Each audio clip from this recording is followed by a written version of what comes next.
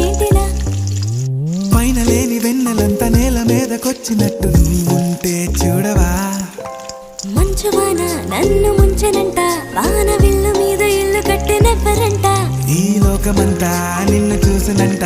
ఏ దిష్టి నిన్ను తాకకుండా ఇంటిలోన దాచుకుంటా రంగు రంగు తారలన్నీ తొంగి తొంగి ఒక్కసారి చూసి